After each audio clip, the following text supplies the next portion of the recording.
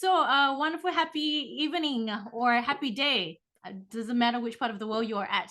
I do have some friends that are coming from Europe, so hopefully they'll pop in soon.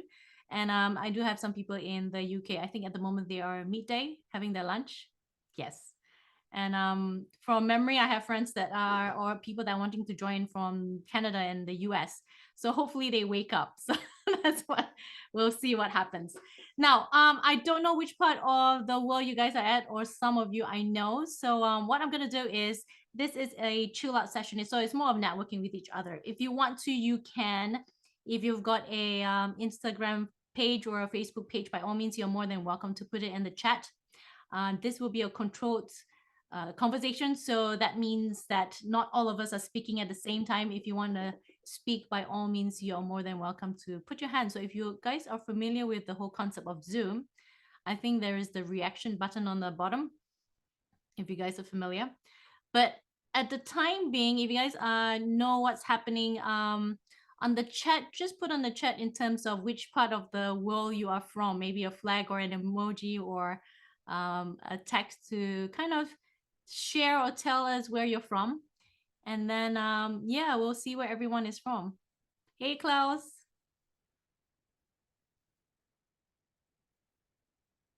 So where's everyone from?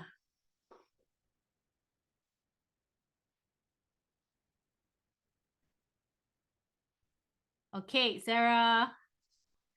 Sarah's in Melbourne. Is Melbourne as cold as Sydney? Today is like 15 degrees and next week's going to be 30 degrees for us.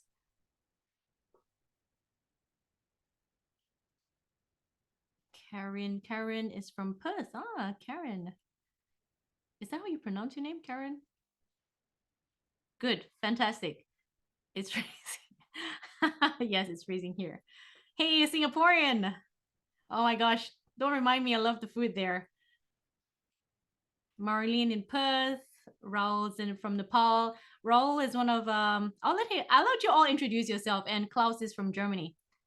All right, so I'm gonna give you guys about 2 minutes each to kind of introduce yourself very quickly.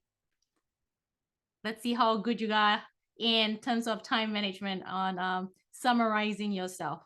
So let's start with the first person on my screen. It's gonna be Sarah. Hi, everyone. I'm Sarah. I play the violin. I was actually teaching in school systems for the last 20 years. And as of last term, I decided to quit that and actually open up my own business and my own teaching studio. So yeah, I'll pop the link into the chat if you guys want to check it out. But yeah, so I'm just teaching violin, trying to sort of set up mainly a Suzuki-based studio, but to teach Amy B as well. Fantastic. That was good. That was nice and short and sweet. But yeah, hook up with Sarah if you want to. I've seen her posting a couple of cool pictures and videos. Is there videos? Yes, videos as well. So it's amazing. All right, let's move on to Karen. Karen was up next. So I'm gonna pin you and we're gonna give you 2 minutes to introduce yourself, and then you can always share your link if you want to.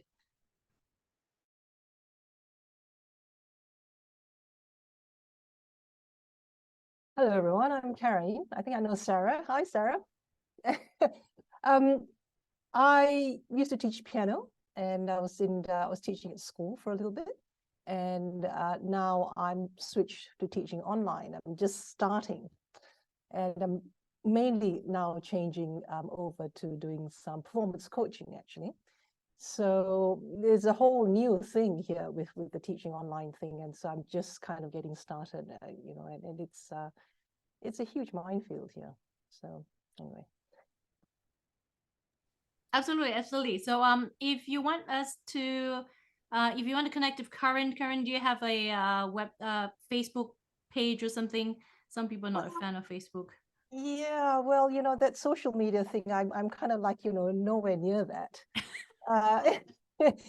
And I kind of got my webpage done, but yeah, leave us your website, and then, you know, if we want to Okay. check that out, we can check that out for sure. All So right. just leave it in the chat, no All right. problem. I will do that. I will do that. Okay, fantastic. Great, you guys are really following the rules in terms of a 2-minute limit. You guys are amazing. All right, what I'm going to do is I'm going to launch this questionnaire just out of curiosity in terms of where everyone is from, what you guys are doing. But at the meantime, I'm going to bring up Bridget. I think Bridget was up next. So Bridget, introduce yourself, Bridget. Singaporean, hey.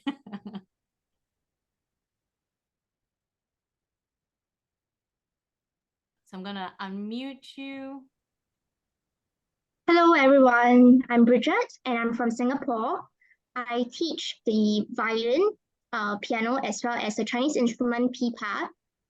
Yes, and I only started teaching since last year, so I'm pretty new, and there's a lot to learn from all of you. And I just recently got to know about string static, and I think that the books are really fantastic. Yeah. Thanks. So have you been using the violin one, or what have you been using? I am doing the mini players. That's the best. Yeah. The kids love it. Yes, the kids love it a lot. Yes. Oh, that's great. I'd love to hear more from you and the kids. So shoot me a message later. I'd like to hear more in terms of how you're finding it from the start. Okay. And until now. Sure. All right, Bridget. Now, Bridget, if you have social media you'd like to connect with somebody else, you can by all means put it on the chat as well. Yeah. Sure. Okay, brilliant. And let's go on to my fellow colleague in Nepal, Raul. So let's look at Raul. Hi guys, hello and namaste everyone. My name is Rahul Visinges. I'm from Nepal, Kathmandu actually. I would not call myself a musician because I am not, that kind of expert like you guys are. I am learning violin under Lauren, and am also teaching violin to the students here in Nepal. The school name is Heartland Academy, and I hope to learn a lot from all of you guys. Thank you so much for having me here. So Raul is, if you guys followed me, I did my first nonprofit project in Nepal with the Heartland Academy. And Raul is one of the first teachers to be running the program there. So he is currently under my guidance and currently running or continuing on with the first batch of kids over there. So I think I just had a conversation with the team from Nepal that the kids are still stalking me, as to say. In a good way. They're really wonderful kids, and they're actually teaching each other outside of Raul's class themselves. So it's been amazing to see some photos of they're actually teaching each other how to draw a violin from my books. So it's been amazing. It's an amazing journey there. So good on you, Raul. We'll love to see more from Heartland in terms of the kids' performances. Okay, I think since I have Klaus there, my good friend Klaus at PIN, and I'm gonna unmute you. You hear me? Yes. Wonderful. So my name is Klaus Freudenstein. I'm a double bassist and electric bass player, and also a teacher. I founded 20 years ago the mini bass, an instrument that makes it possible for kids in the age of 4 or 5 to learn the double bass. And I also did my own method for that, and I'm using this since that time, and of course I developed it also. Also, I founded the festival, the Bavarian Bass Days, which is also already since 10 years on, and it hosts bass players from all over the world. And I think the special thing is that it's not only a master class, but it is a gathering of people from all over the world, of all ages, of all styles. So everyone can learn from each other, and that works pretty good. And we play in big ensembles, small ensembles, and solo, everything that is possible on the instrument to catch as much as influences and styles from all over the globe. I also founded the Bass Monsters Ensemble, which is 4 double bass players playing our arrangements, but mostly of rock music to break out a little bit of the common styles. And I'm teaching since 20 years, and also I'm composing, so it's basically a lot of stuff. So I like Klaus's story in terms of how he transitioned into being a musician. Do you want to share with us in terms of how your transition, like what was your initial job before you became a musician? Okay. Yeah, I was a tax officer for a pretty long time, like for 8 years. And yeah, I mean, I don't regret it, but I didn't like it. And I felt like with music, you can do much better things for people and also for yourself, you know. I mean, it's a real gift to be a musician and to travel and to be in contact with a lot of people instead of sitting in an office and taking other people's money. So yeah, that changed my life. Yeah, absolutely. And your mini basses, for those of you that don't know, Klaus has created the mini basses. Tell us more about your mini basses. The mini basses are, like I said, designed for kids. And a very important part for me is not only in the basis, but all in the teaching and everything, that you put the best quality you can in everything you do. I mean, of course, everyone is teaching as good as you can, and that's awesome. But also, like the instrument is, especially for kids, is the first contact you have with music, you know, the first contact, the first time you touch an instrument. And I feel like this should be a really good moment, because already that moment can be something also like the first lessons to open doors or to close doors. And I design and make, or we make the mini basses in a way that they are like big basses, you know, from real wood, from carved wood, and with a setup that is really designed for children. So it's easy to play, easy to press, and has a good sound. And we also do them in colors, because like I had the experience, especially in the beginning years, that kids really liked it. You know, when I went to kindergarten or schools and when I introduced the instrument, it was like a very strong feeling for the kids and also for me when I introduce a big instrument in the traditional colors or something that is more child friendly, that I really enjoy to have something in colors in the beginning. And yeah, it's like it's made like a big instrument with the same qualities and a good sound. And I made over the years a lot of good experiences, and I also sold them more or less all over the world now. So there are also some in Australia, but it's not a lot. It's so far it's 3 or 4. So at the moment, both me and Or- Klaus well, we're trying to get Klaus over to Australia to run a couple of workshops. So stay tuned to that. It'll be a combination of violin and double bass. So that's the plan.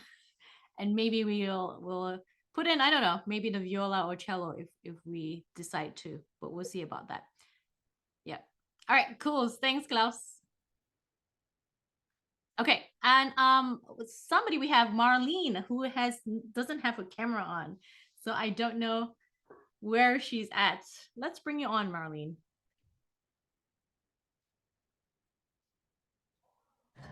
Hi, sorry, I'm not feeling so well, so I'd rather keep my camera off if that's okay. That's okay. But I wanted to join in because I'm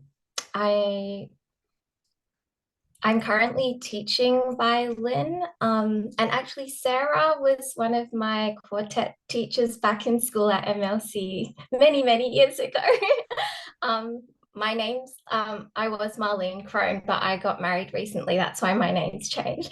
But I fondly remember that, and I'm actually teaching at MLC myself now, specializing in like the 3 to 7 year olds. So we love using Stringtastic as well. They absolutely love them. And I also get my 6 to 12 year olds to use the other Stringtastic book as well. So yeah, that's been really cool. And I also have a private studio and I implement that with my students there as well. And I have a student, she doesn't want to play the violin, she just wants to do Stringtastic the whole time. Yes, that seems to be the case sometimes. But it's good, they're learning a lot from it. So I'm like, okay, but let's play a bit too. That's right. That's right. Yeah, no, that I don't, in a sense, it's kind of a good thing, but it's like, no, let's mix it around. Let's do your violin first. Let's do your instrument first. And then let's go with the string stuff. Yeah. But yeah, that's good to hear. Thanks for that. Okay, so let's look at the poll here. So we've got people from half that's from Asia, half that's from Oceania, and most of us are string players, piano players, and others. Is that the pipa? Yes, is that Bridget that's put that through? Cool. Sarah, aren't you a classroom teacher? No, I've actually never taught classroom in my 20 years of being in schools, actually. I've always been a string specialist. So just taking orchestras, conducting, doing string quartets, chamber music, Oh, I've like always sort of, thought you were a classroom teacher. no, like individual, individual lessons, like every time the kids have like a compulsory string program, in like year 2 or something. Yeah, that was my job. Fair enough, fair enough. Okay, so if you haven't already put down your link, put on your link on the chat. Klaus has put one of his link as well. Klaus, maybe you can put down your Bass Monsters ones as well. Okay. On the chat, yeah. All right, my wonderful friend Laurie, he's currently in Greece still, enjoying the sun and stuff. Laurie, introduce yourself and all. I'll pin you. Hello, Lorraine and everybody. Can you hear me good? Absolutely. Great. Yeah, last time we had a meeting, I think I was in Estonia, giving a workshop for teachers about visualization and how to use comics in violin teaching. Yeah, so I had Laurie twice. I think the first time was book authors, right? Book authors. And then the second time was his comics. So the funny thing of the story about me and Laurie is I meet all of you guys and all by random, right? So Laurie, he actually emailed me one day, and this was many years ago, out of the blue. And I'm like, oh, okay, this guy from Finland, cool. And then I went to this string conference in Cremona, and I was walking past the where you have the sales, the books, and all the instruments kind of area. And I went past his books. And I'm like, that name looks so familiar. And I look back at my email. It's like, oh my gosh, it's this person that emailed me back in the past. So we've been friends ever since then. It was like in Cremona a couple of years before COVID. So it's been amazing. Laurie is an amazing person. So Laurie, tell us more about yourself instead of me. Yeah, I come from Finland. I talk Swedish and Finnish. I'm a half Swedish guy.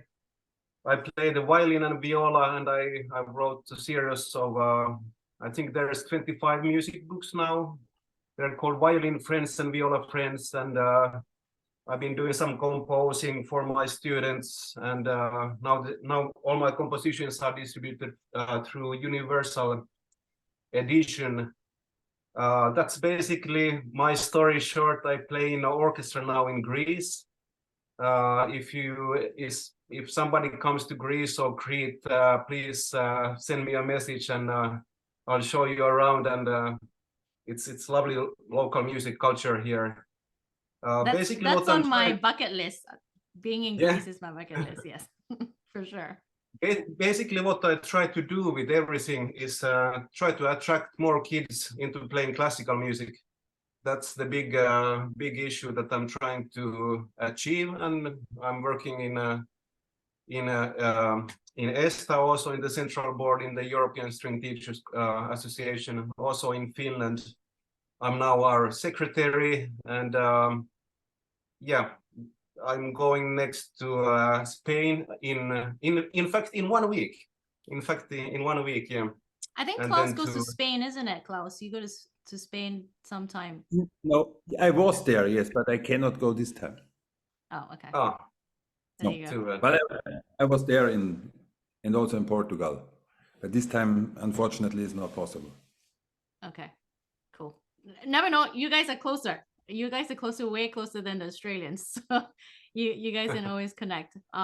All right, great. So I'm gonna just put everyone on my gallery modes just to see everybody, because I want to see everybody. We remove pin, and I don't want to see myself too. So I'm just gonna go and view. Now, the amazing thing about this is the fact that, I met Klaus by random as well. And then I met him in person in, where was I? The UK. Where was that? Cardiff. Cardiff, C. Yes, I remember C. Cardiff.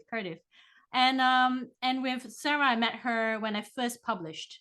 So that was when I was a newbie and I only had the Stringtastic for violins only. That was in Perth. How many years ago was that, Sarah? Gosh, that was long. Quite a few now, 6, I think. 6, 7 years. Yes. So it's amazing where, you know, we're all in different states. We're all in different parts of the world and we all can connect with each other. So Larry, I know you came in a bit late.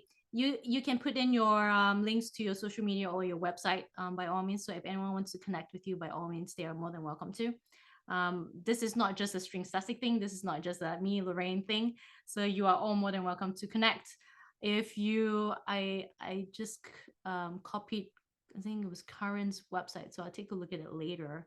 And Bridget has a website too. So I'll look at it later. I don't really want to look at it now, so that I can spend more time with all of you. Now, how has your week been, or how have you all been so far for the last couple of months or for the year? Is there anything that you guys want to share, or anything that you found that was pretty helpful in that sense? So Sarah, does that mean that you've left the school system and now you've started out your own studio? That's correct. It's been extremely freeing. Okay. That's amazing. I think I remember you said you wanted to do that some time ago, didn't you? Yeah, that's right. Yeah, I don't know. I just find that working, especially in private school systems, it's extremely demanding. I was at my latest school I was at has 1,500 individual lessons that happen every week, and they do about 70 concerts a year. So it's, yeah, pretty busy. Wow. Okay. And I'm assuming, Karen, how do you know each other? I don't know. Well, I was teaching at a school where Sarah was, you know, teaching strings over there, and so that's how I got to know her. So got it. Nice to meet you again, Sarah. Yeah, you too, Karen. Yeah, I'm originally from Perth, and then moved over to Melbourne in the last 6 years. All right. So you're in Melbourne, are you? Okay. Yeah. So hang on. So when I met you, Sarah, you were actually originally in Perth, not a Melbourneian, or you just moved to Melbourne? I think I may have just moved to Melbourne and then came back to Perth for the Oster conference. I think. Yeah. Okay. Cool. All right. So Bridget, tell us more about yourself. You're teaching in a school. You said you just started teaching. What has been the greatest thing about being a fresh teacher?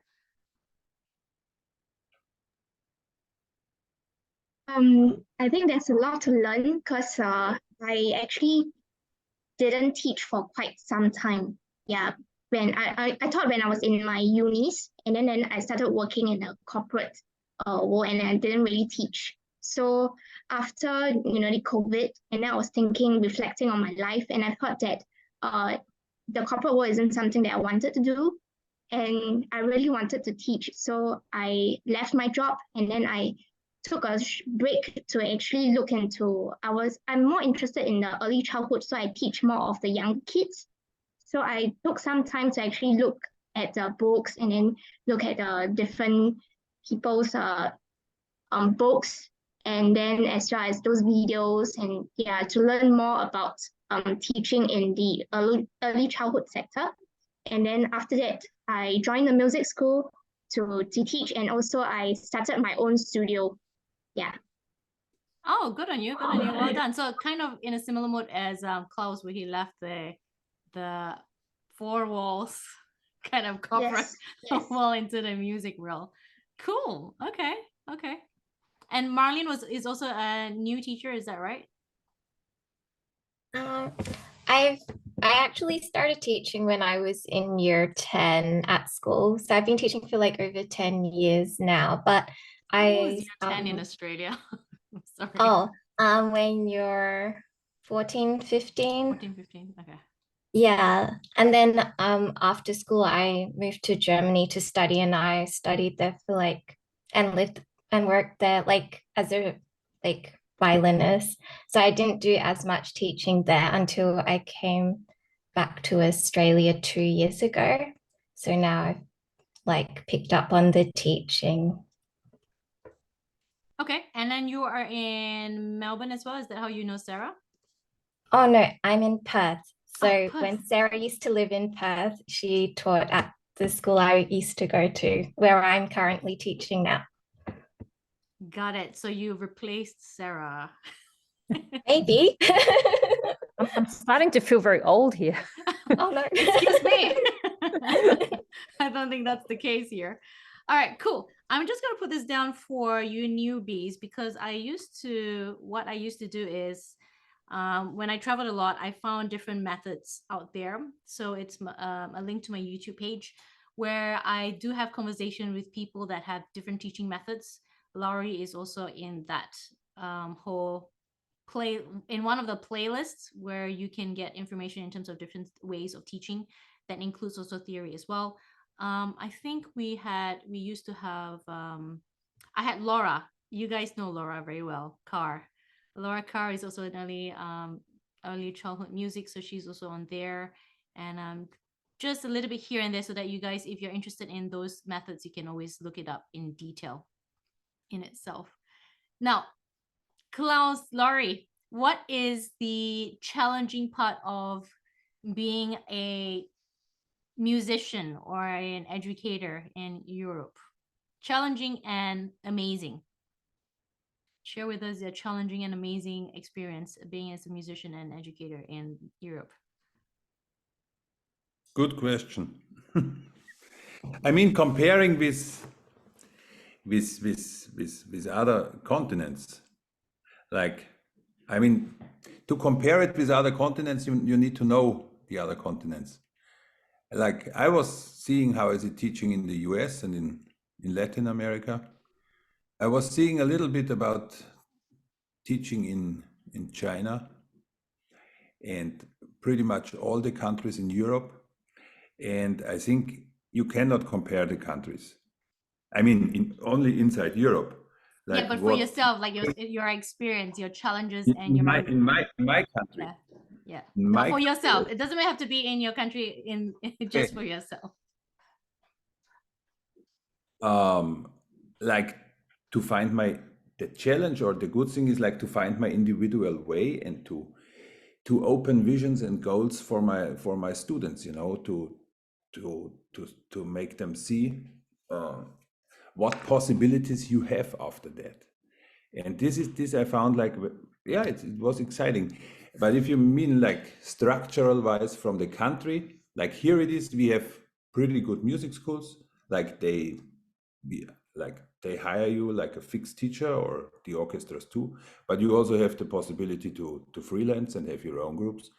So I think here in Germany, the possibilities are pretty good to be a musician and a music teacher. Okay, amazing. And then Laurie, since you've migrated between Finland and Greece, what's the challenges as a musician and what is the amazing experience that you have? Yeah, thanks. It's I agree with Klaus. It's an interesting question. I think we also have quite a good education system in Scandinavia.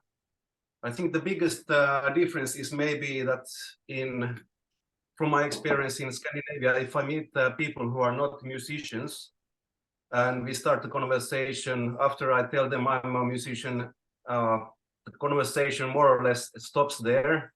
They don't know what to say.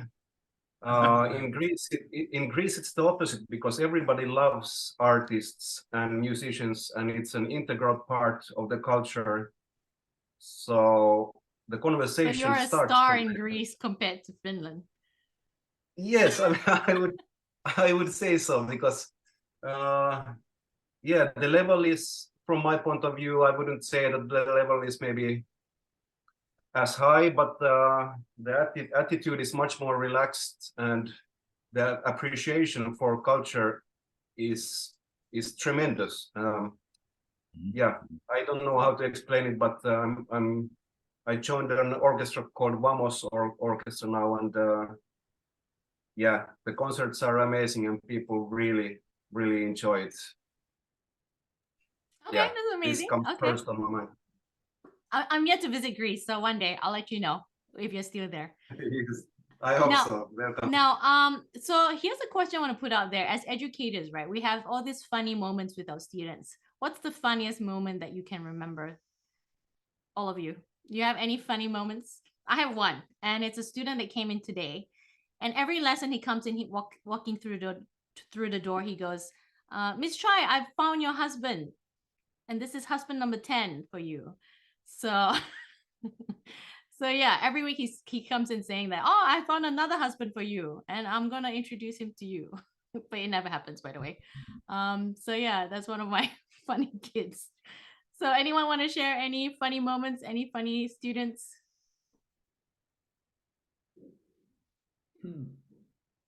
Can't think of any funny moments. Okay, I can start, and I'm sure it brings up other stories. Usually, when I'm teaching, I try to be below the student, so I'm always sitting on the chair, just so the student can be higher, because it's easier for them to, accept new information when they are a little bit higher. But there was one day when Sergey, he's there's a big Russian school next to our music school where I was teaching in Helsinki, and Sergey was coming to his violin lesson. Usually he's this kind of boy that can't stay put, so he's just walking around, and concentration is very poor. This time I can't remember what we were playing. I was talking to him. I was standing. I was excited about the piece. I was standing in front of him, and he was quiet. He was looking like on me. The first time in months he was really paying attention to what I was thinking. I was thinking that now I'm having the best lesson for Sergey in his life. And after like 25 seconds, he looked up on me and said, Lauri, I never realized how much hair you have in your nose.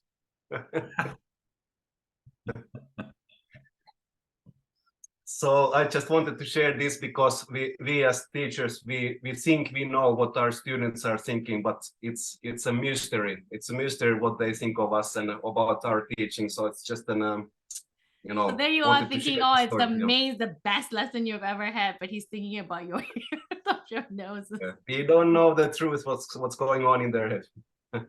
Oh dear, they're funny things. Anyone else? Sarah, with your students?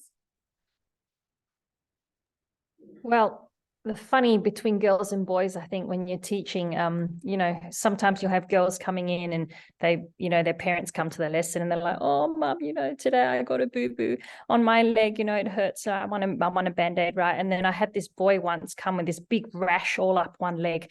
And then his mum comes to the lesson. He goes, look, mum, because the zombies are eating my leg. I thought, yep, that's boys. Boys versus girls, love it. Oh yeah, you can always tell the difference, isn't it? All right, anyone else? Karen, any? Yes. I remember now. There was this kid, and it was in a classroom, and everything was going fine. We were listening to a piece of music, and going through stuff, and everyone was happy. And all of a sudden, this kid's eye fell out. He had a glass eye. And it actually fell out. And he was like reaching for his eye. Everyone was like, we didn't know what to do or say. But then, he put it back in and everything was fine. But that was quite a moment, actually. And I had no idea.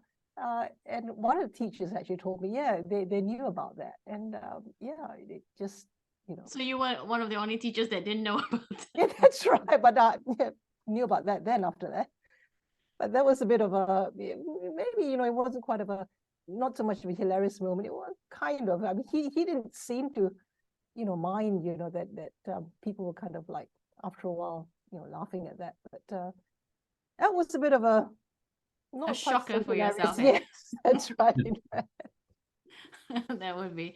I always find myself diagnosing my students like, oh, I think it's high time you go and get some glasses, instead of the classroom teachers or the parents. So it's like, something's wrong here. And usually kids don't like when they start memorizing things is when that's the issue. They're memorizing it because they can't see properly. Yeah. So I don't know about the rest of you, but that's what I've noticed is when I see where the eyes are looking at, whether or not they're looking at my Susie and Tommy on top of the piano or Tilly sitting down or whatever. Yeah, it's identifying what they're watching. Okay, so we've got Andrew that just came in. Andrew, did you want to introduce Hi, yourself? I'm Andrew. I am based in the UK and I've met some of you, Klaus and Laurie. I've met you at the ESTA conference. And I carry the books, the Stringtastic books series in the UK. So if any of you are based in the UK, stringstastic.co.uk, and you can get hold of the books there. So, and also Europe. If any of you are based in Europe, I can deliver to Europe as well. Great. Yes. That's what I do. I'm also a pianist. And yeah, so Andrew doesn't just cover my books. So he is my main distributor in the UK and Europe. So Andrew, if you want to leave your link to your website, we've got a couple of special promos as well for those of you that are continuing on with Stringstastic, and those of you that are here today, but we'll send out some specials later. Just saying thank you for being here. You know, this is going to be an ongoing thing. There are a couple of there's quite a number of people who have been interested in this session and they want to join, but it's just because of the time zones. Some people are like 5 o'clock in the morning, some people are 6 o'clock in the morning. So what I'll be doing is I'll be having this later on, maybe not every month, maybe every few months, so that people from different parts of the world can join as well. So it's not just at the same time and the same place. So thanks, Andrew. So just leave us your website. So those of you in the UK and Europe, this session is recorded and it will be posted. So anyone that wants to see your stuff will look through your website later on. But yeah, if anyone wants to hook up with Andrew in that part of the world, his contact details is also on my website. So if you miss out today, then reach out to me and I'll hook you guys up. Okay, my dear friend Rupert just came on. Where is my dear Rupert? Hello there. At Pin. No, that's the wrong person. Let's find Rupert. Where are you, Rupert? Can you hear okay? Yes. Okay, let me just add you on. So I first met Rupert while we were in lockdown. In one of our virtual sessions in our String Teachers Association in Australia. And we got talking right after that, but I think the first time we met was in the UK, Cardiff. I keep getting mixed up with Cremona and Cardiff. So Rupert, introduce yourself to everyone. Hi everybody, and Lorraine, and sorry I'm late, I had another meeting that had been booked for months that just finished. Well, I'm a string player and a concert violinist and composer and teacher, and I'm based out of Western Australia, and my interest is, broadly speaking, music education in the most progressive and inclusive and enlightened ways that we can do it, which is why I'm here, because I'm very interested in Lorraine's approaches, because she stands out as being one of the people who, in my sphere, who I've met, who really gets that and is putting that into practice. And so my background is performing classical violin mostly, but I also cross over into other areas. And my having done all the repertoire and training here and in Europe, my big interest, I've done a lot of crossover into improvisation and blues and world music.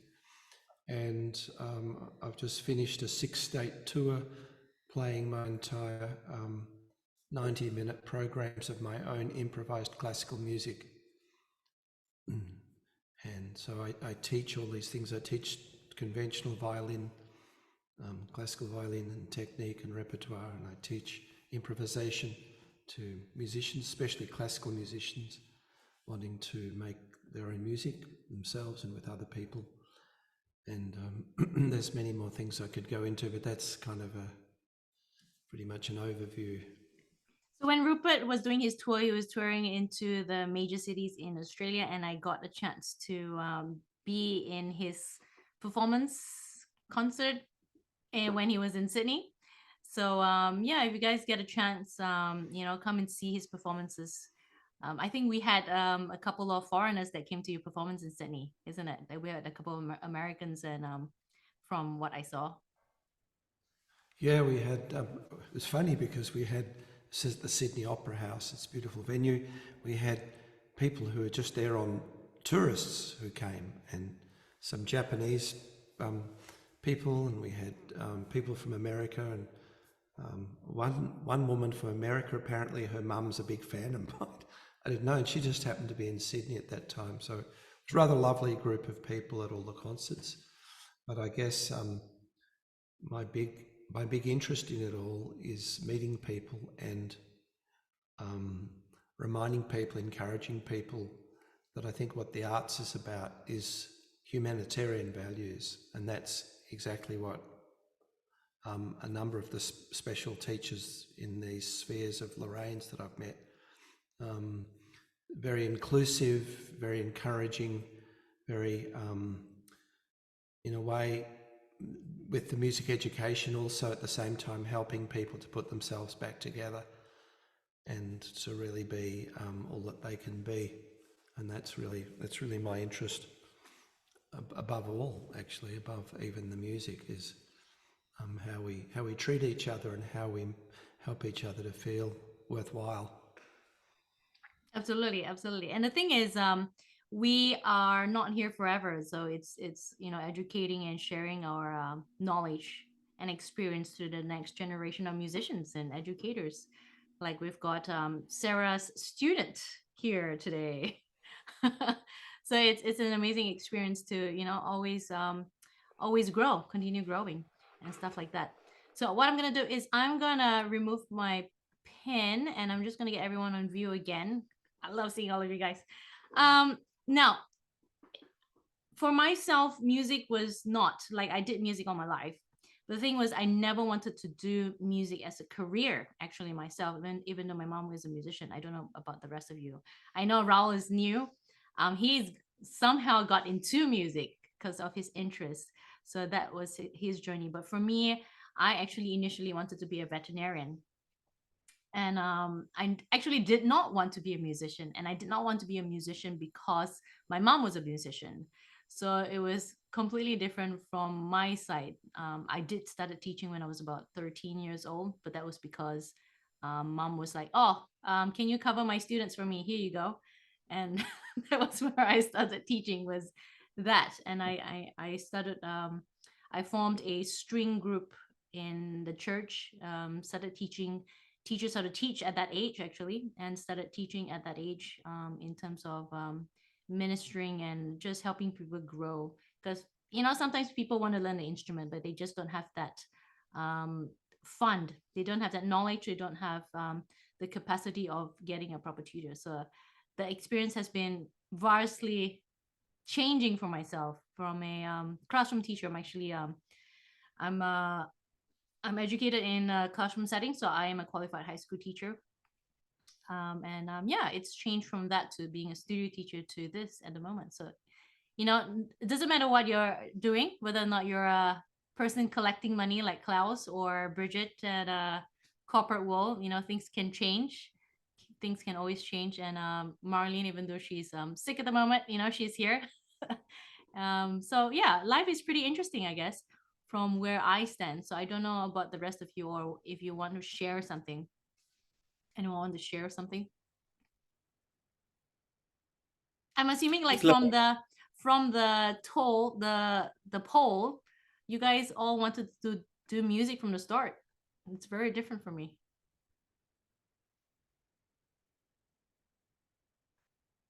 Like you said in this in the poll, yeah. I mean, maybe it was not, I did not feel it correct. You didn't feel it correctly. It was a little bit later. No, it was not from the beginning. That's true. I was learning flute first, and then I was learning guitar, and then. Oh, I love the story, Klaus. You told me about the story that you originally wasn't on the double bass. You were on the double bass because of some girl. Yes, that's true. Because before I was initially an electric bass player, and I loved heavy metal, and I was touring with a band pretty a lot already in Mexico. And then one day I met a girl playing double bass, and she was telling me she is studying that, and I wasn't even aware you can study like music in a way in the university, because my electric bass playing was more or less from I was listening to records and tried to play that stuff, and then I was hearing her playing, and I think, I could also do that, you know. But then, I mean, I discovered she was not that good. And when I was in the university, I saw, the level is pretty different. But still, I made it. But that's how I got into the double bass. I was like, I have a totally different musical background. But now I love classical music, and I still feel that the mix of styles that you can play on any instrument is very useful, because it opens also teaching-wise so much more doors. If you can improvise, if you know folk music, if you know rock music, if you know classical music, you can start to create your own pieces, your very, very different approaches on teaching. And especially you, like the bass in my example, is an instrument that is natural in almost all kinds of music. Like there is no music without a bass. So the more styles you know, the more possibilities you have to approach your student, you know. And this is, I'm very glad I have that music past, because it gave me a lot of opportunities. Yeah, no, that's amazing. So yeah, I love that story about how you were originally not a double bassist, and for you to suddenly started building the mini basses, and then to helping me with my string static books. That's really amazing. Yeah. So looking at the looking at the poll, I actually play. My major is actually the piano as well. So I'm like strings is actually my second instrument. I picked up actually percussion in university. I have a diploma in classical singing, as well as I do high grade in woodwinds. And the reason why I start picking up all these instruments, like I love the cello compared to the violin, but we didn't really have a cello teacher in my hometown. I love the oboe. I actually bought myself my oboe, but in my hometown we didn't have an oboist in a small hometown back in Malaysia. So it's me picking up all these things because of my interest in music. And at that time, being young, I wanted to do everything. I wanted to be an arranger, I wanted to be a composer, I wanted to be a teacher, I wanted to be a performer. But I wanted to be a conductor. I love that as well. But it's finding where I fit in well. So, you know, I learned all those instruments. I did some composition, I did some song arrangements, had a couple of pieces that I wrote for a school in Malaysia where they won competitions with. So it's a growing experience. You try things. If it doesn't work out, then you try something else. If you get bored with something else, you know, maybe pick up the double bass and get Klaus to teach you. Or if you want to, you know, suddenly learn the viola, you know, go contact Laurie. Or if you want to do jazz and some relaxation, go and contact Rupert. There's so many different, you know, areas that we can go and try, even for myself. Apologies there. All right, so anyone else wants to share something? Oh, I mean, maybe I have... Yeah, go ahead, Klaus. I can follow up on Klaus's experience if you want to hear my experience. So I was also in bands. So I played piano at school, and my teacher wanted me to go to university and study piano, and I was too busy writing my own songs and playing other stuff to do any practice. So he said to me once that I'd wasted my time writing songs when I should have been practicing Schubert impromptus. So when it came to the time where I had to go to university and enroll, I decided not to. And I joined a rock band and decided to do that. So I toured for a long time and was in lots of different bands doing support tours, recording in studios and things like that. And what I discovered is the way that popular musicians learn and play is absolutely opposite of classical musicians. Classical musicians are so wedded to the notation, to being taught what the scales are, the technique and all those things, whereas popular musicians are instinctive. They actually listen to one another. They take an idea from somebody comes in with a bit of paper and a few chords and some lyrics, sings the song to the rest of the band, and the rest of the band are responsible for supplying the other parts. If you're the bass player, you have to do a sympathetic bass part. If you're the guitarist, you have to apply the guitar part. Piano has to be a pianist. And I found that this was absolutely the opposite of the way classical musicians work. Classical musicians are given their music and they're told what to play and they play it to their best of ability. And I discovered, to my surprise, that when I met some people who'd been to university and studied classical piano, they couldn't do a very simple thing. Like if I gave them a chord sequence, C, A minor, D minor, G, if I gave them that very simple chord sequence, they couldn't invent something using that simple sequence. Whereas all the pop music people I'd worked with, if you gave a guitarist that, he would do amazing things with just those 4 chords. And I thought there's a real dichotomy here. What are we teaching when we teach music? Are we teaching them to read notation? Are we teaching them just to learn the notes and trot it out in some kind of musical fashion? Or are we really teaching them music? Because I found the most musical people I met were people who had basically taught themselves and existed as popular musicians. There are exceptions. There are some lovely classical pianists who play across the genres.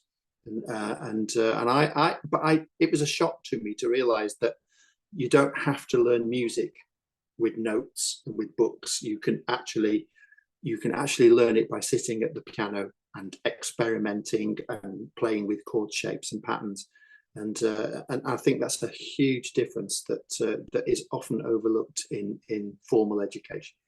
No, so that's so my true. experience. That's so true because like my mom is a classical pianist. Actually, her major is as a classical pianist and her second instrument is a classical singer. So I grew up in the classical sense, and she was like, no, you have to do classical. I actually wanted to do jazz singing in Berkeley in Boston. That was my interest. And she was like, no. The concept of pop and jazz in my background was that you have people that is sitting with a cigar in one hand and one with a wine on the other. So it's a no kind of atmosphere for my background. Mom, if you're watching this, I love you so much. But yeah, and she was like, no. So when I came to Sydney, I took that opportunity. I'm like, no, I picked up the clarinet, and I just so happened that my clarinet teacher back in Malaysia was a jazz expert in the town at that time. So I learned jazz and I was like, oh, this is amazing. Like, it's so freeing to learn jazz compared to this straight notation of classical where this is all you have to play. But then back in the day, if you study classical music, it's back in the day, those classical players actually do improvise, So why are we all stuck in this sense of this classical field genre where, no, we can't deter out of that whole concept of notation. So I was curious in that sense. Did jazz clarinet, even though my clarinet exams were all in classical, but mom allowed me to study a bit of blues and jazz on the clarinet, which is how I got to understand the whole concept of rhythm. When I came to Australia, I was like, ooh, I really wanted to do jazz singing because I love the music. I just love the whole freeing thing, as Andrew mentioned. I studied with Carrie Bedell, one of the top jazz singers in Australia. Loved it. The whole concept of doing something different, imitating, doing something different, and the whole concept of instead of always pointing out something that you've done wrong, let's point out something that you've done really good as well. So that was what I learned from her is, hang on, instead of, oh my gosh, my breathing was bad, or I didn't say that, I didn't say that word properly and I forgot my lyrics kind of thing. It was, what did you do well in that performance, rather than everything is bad. So I've learned from that. And then my interest changed into theater, music theater, where I love the whole concept of being something that you're not. So I studied with one of the top music theater educator in Australia as well. Love that whole concept. I was told to audition for, I think was Miss Saigon back in the day. And at that particular week, I fell and sprained my ankle. So I didn't get to do that. But yeah, it's just the whole concept of different genre and learning from it. And like what Klaus is doing with, with his heavy metal, and suddenly with classical, it's trying to fuse all these different genres. And Rupert does the same thing as well. It's, connecting in that sense.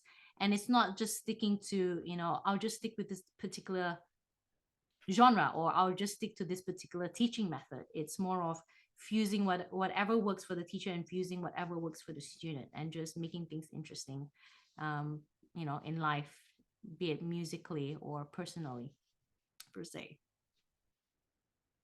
So I don't know if you guys agree or don't agree. You can backstab me in the back, but it's all good. What I also think is important in teaching wise, that many people might not have on the screen or something, but I experienced that traveling and listening to lessons and musicians and teaching there and is unbelievable inspiring. And it, you bring something home of this.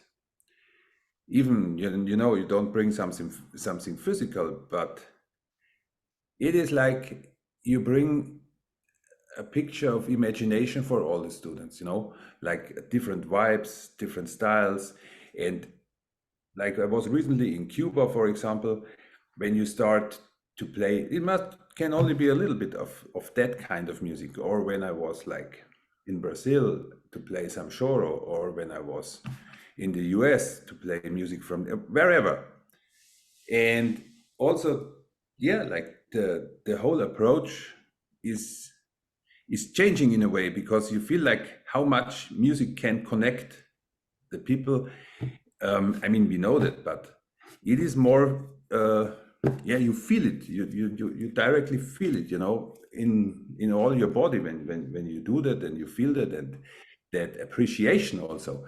And especially, I think these are only little seeds, of course, but when you teach somewhere here and there in another continent of the world, it's like that kids will always have a good impression of you, and connected with this country. Like, for example, when I go to Honduras or something, the kid maybe will always think the German guys are good guys or something, or whatever it is, because normally you only hear from the internet, you hear from the TV, or you hear from this and that, but you don't have a direct experience, and a good one. And I hope that I can transport the things as well as other people do it here when they come here, or when I meet them there. So this is, I think it's something that teaching can create and grow in a way that when you only teach traditional methods, you don't have that, you don't have it just on the screen. And when we are aware of it, I think it is improving the teaching a lot. I absolutely agree. Can you still hear me?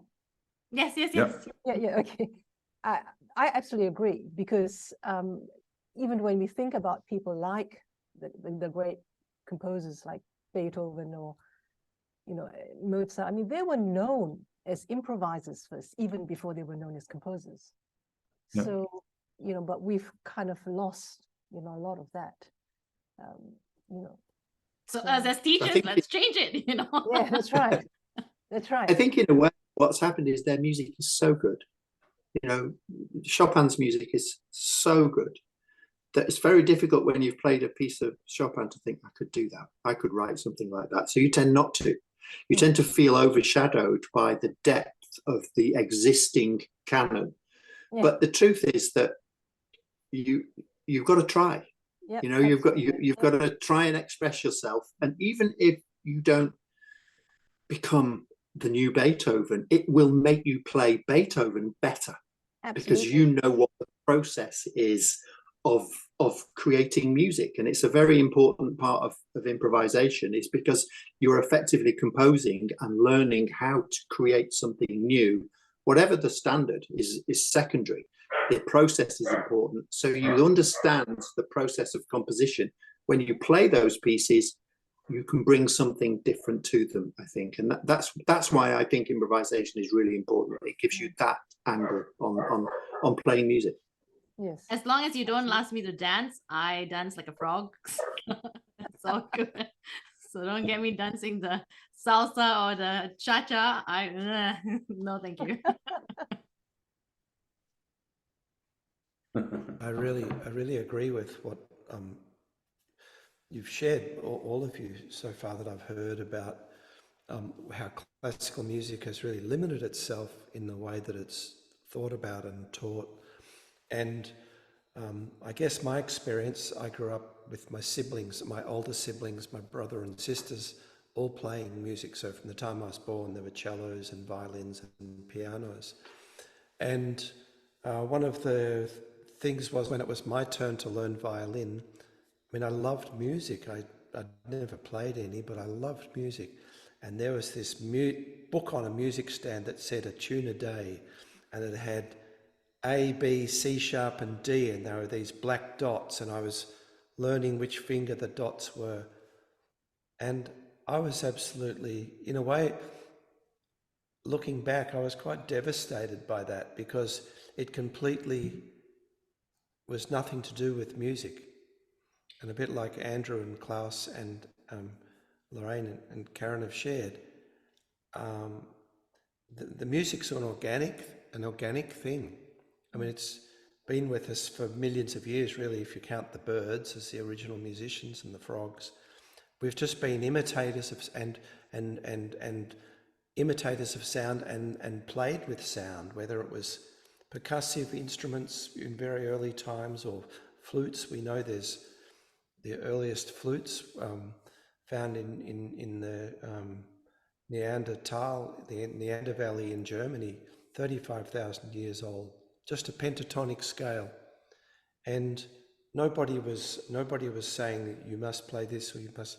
It was people just exploring and experimenting and delighting in the sounds. And this is the key, I think, for me, is that when we learn organically like that, just like we learn to talk, nobody sat down and said, now look, this is a verb. And I was like 1 year old going, what? What's a verb? It wouldn't work. And I know Suzuki sort of embraces this to a better extent than some conventional methods. But I think this idea that you can just pick up an instrument and start making music, I think is so healthy. And I second Andrew. After all my classical training, when I returned to Australia, I ended up playing for a lot of the visiting rock stars and people. And their bands were all self-taught. The guitar players who I became friends with, and the keyboard players and the bass players, they were all self-taught. In fact, some of them still couldn't read music. And it was a completely organic thing, yet their ear, they could hear something, and they had such a great imagination that no one could keep up with them. And I found what was interesting. That's why we have all these amazing resources now, with all these people creating, you know, new books and stuff like that. It's like you say, I remember a tune a day. The first year when I started teaching, I wanted to learn, how do you teach? Because for me, learning music was easy. So I asked my teacher, I'm like, what books do you use? What books would you recommend? So when I saw the tune a day, I was like, oh, it's okay, but it's boring. It's dead boring with basically the black notes and dots. It's like, oh my gosh, do people actually learn from this? But anyway, it's amazing to see how things evolve, you know, from, it's like TV, you know, we used to have those small boxes to black and white to colored TV, you know, we have like HD, like what the heck is a HD back in the day? You know, we saw graphics where it's so completely blurred to now we can't even stand blurred TV. So it's amazing to see how things have evolved, and you know, coming back to the originality of things, like you know, Chopin and Beethoven, of the composition and the improvisation. It's going back. It's like fashion and style. You go back to the old style of things, and you know, we continue to grow and possibly get inspired by all of us here, actually. Even though you're new, you know, like Bridget's new, Marlene's new. Even though you're new, you inspire, you know, others as well.